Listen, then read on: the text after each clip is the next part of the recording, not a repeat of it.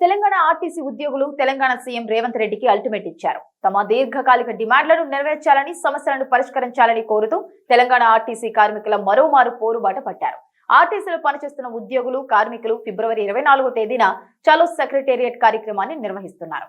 గత అసెంబ్లీ ఎన్నికల సమయంలో కాంగ్రెస్ పార్టీ తమ మేనిఫెస్టోలో ఆర్టీసీ ఉద్యోగులకు ఇచ్చిన హామీలను వెంటనే అమలు చేయాలని డిమాండ్ చేస్తూ ఈ ఆందోళనకు శ్రీకారం చుట్టారు. ఈ మేరకు ఆర్టీసీ జేఏసీ చైర్మన్ ఈదురు వెంకన్న అధికారికంగా ప్రకటన చేశారు. ఆర్టీసీ కార్మికులు, ఉద్యోగుల విషయంలో ప్రభుత్వం అనుసరిస్తున్న విధానాలకు నిరసనగా తమ ఉనికిని, హక్కులను చాటుకోవాలనే ఉద్దేశంతో ఉద్యోగ సంఘాలు ఉన్నాయన్నారు. గతంలో తమకు ఇచ్చిన మాటను నిలబెట్టుకొని వెంటనే హామీలను అమలు చేయాలని ఆర్టీసీ జేఏసీ ప్రధానంగా డిమాండ్ చేస్తోంది.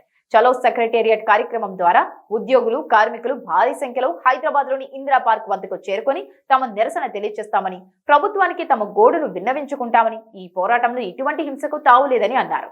పూర్తిగా శాంతియుతంగా గాంధీ మార్గంలోనే తమ నిరసన కొనసాగుతుందని వారు స్పష్టం చేశారు. రాష్ట్ర వ్యాప్తంగా ఆర్టీసీ కార్మికులు భారీ సంఖ్యలో హాజరు కావాలని పిలుపునిచ్చిన నేపథ్యంలో పోలీసులు కార్మికుల ప్రజాస్వామ్య హక్కును గౌరవించి అడ్డుకోకుండా ఉంటే మంచిదని సూచించారు.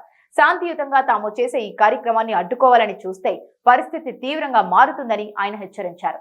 ఆందోళనకారులను అడ్డుకోవాలని ప్రయత్నం చేస్తే రాష్ట్ర వ్యాప్తంగా ఆర్టీసీ బస్సులను ఎక్కడివి అక్కడే నిలిపివేసి విధుల బహిష్కరణ చేస్తామని జేఏసీ నేతలు హెచ్చరించారు. రవాణా వ్యవస్థ స్తంభిస్తే ప్రభుత్వానిదే బాధ్యత అని జేఏసీ నేతలు పేర్కొన్నారు. ప్రభుత్వం ఇప్పటికైనా సానుకూలంగా స్పందించాలని వారన్నారు.